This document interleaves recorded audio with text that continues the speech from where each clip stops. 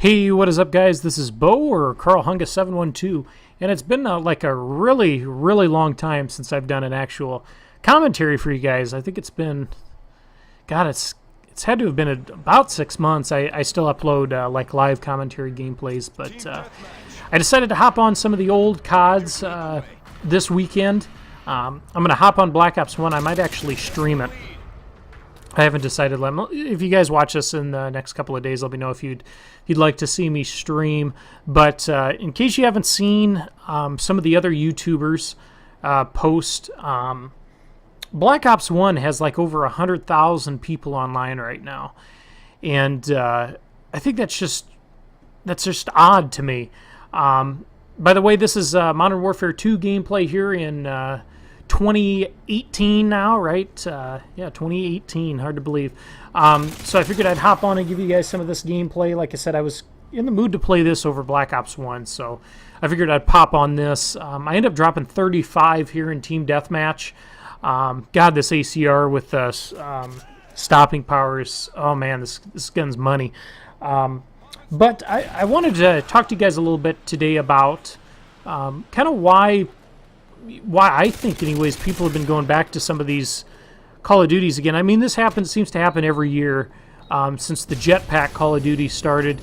I guess we saw it a little bit with Ghost. We had a few people, they decided to go back to Black Ops 2, maybe halfway or 3/4 of the way through Ghost. We started seeing a little bit of a drop. Advanced Warfare, we saw a drop pretty quick. Black Ops 3, I think, made it about half the year, and everybody was back on the older CODs. And then Infinite Warfare, I think maybe people played that the first month and quit playing that. So, World War II, I think I made a commentary. I can't remember if I did or not.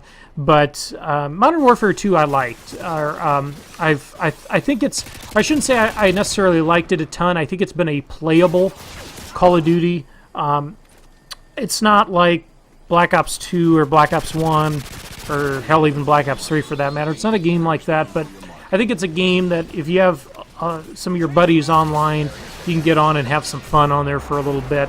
But I don't think it has that replayability like some of these older Call of Duties had. Even the Modern Warfare series has quite a bit of throwback quality. You guys will get to see me choke an ACR. I literally never used this kill streak, so I put it on, and this is, of course, one of the worst maps for the ACR because of the buildings, but so you can make fun of me in the comment section. I feel free to do that. But you know, I like I said, I think World War II has become better with time. I think when the game first came out, I thought it was just awful. Lots of mess. I mean, it reminds me a lot of Advanced Warfare, actually, when Advanced Warfare first came out. I don't know if you guys remember that or if you guys played that when Advanced Warfare first came out. There was a lot of network issues. It was always a struggle to try to get into games with your buddies, join in lobbies and stuff. People one barring all the time. Like I said, party connection issues all the time. Just all sorts of problems. Even with netcode and hit detection stuff, it was a real big pain. And that's kind of what happened with World War II. Now, I think they finally fixed it. I've noticed every once in a while there's a few buddies that I have problems connecting with. I don't know if it's their internet or if it's my net doom. I might have the settings a little too low for them to hop in with me. But I think they've gotten the game fixed for the most part. They've buffed and nerfed the weapons, a few of them here and there, and they've had a lot of networking patches, which I think is great. I think the game's made it to the point now where if the game would have released to the point it is at now, I think World War II would be doing a lot better. But I mean, that's all I ever see, and maybe it's just because that's the cool thing to do, is to bash the new Call of Duty or the current Call of Duty, which I usually try not to. Like I said, I think World War II has some really good qualities in it.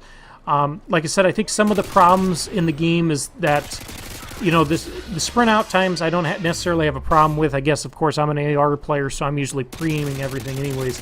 But I understand people, you know, grumpy with the sprint out times because it slows the game down a lot.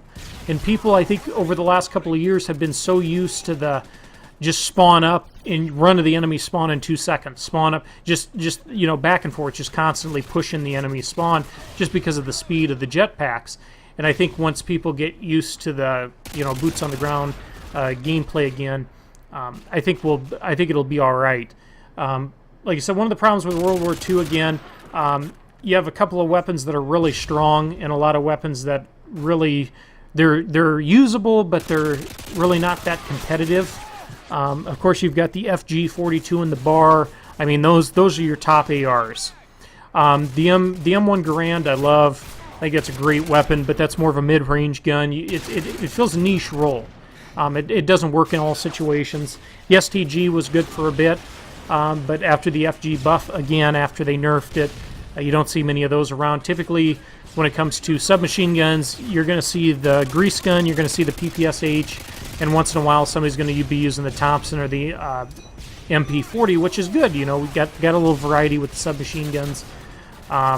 Sniper rifles, I think most people complain that they were a bit strong, and I understand that. It's never fun getting quick scoped, but you know, it's tough to balance snipers in a game like Call of Duty just because it's so fast paced. You know, the snipers have to be somewhat usable up close. I understand that it's a fast paced game. But anyways, I think that's why you see a lot of people going back to Black Ops 1, Black Ops 2. You know, I'd like to know what the population is on Modern Warfare 2, to be honest with you. I don't know if you guys have this glitch or if it's just a glitch on certain people's games or just how it is now. But whenever I get into MW2, I can never check to see how many people are online. It's always 0 of 0. In all my lobbies, it says that too. So I don't know if that's on a problem on my side or not. But I think that's why, anyways, and that's why I made this video today, just to kind of show you guys, you know, how these games are holding up, how these older CODs are, and just kind of why I think, in general, you know, people are coming back to these older Call of Duties. And again, it comes down to fun. The fun factor. For some reason, these older games just had a replayability that you just don't see a lot in the newer games. I think the last Call of Duty I saw that really had a strong replayability was probably Black Ops 3. But to be honest with you, the strongest probably Black Ops 2. Everybody seems to love Modern Warfare 2. I think this is a really good game, Modern Warfare 2, if it's not for the tubing and the hacking. I think this is a great game otherwise. A lot of good maps.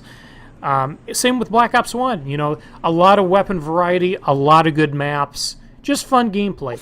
And that's the last thing I'd like to touch on before I end the stream here for you guys. And let me know if you like these type of videos too, where I go back and play some of the older CODs. Maps. I think once we see some of the map packs come out too for World War II, I think we're going to be in much better shape. I hope we are anyways, like I said, because I think World War II is a decent game. But I want to know in the comment section what you guys think would help World War II out and what you guys think of these older CODs still. But I hope you guys enjoyed this video. I'll see you next video. Bo out.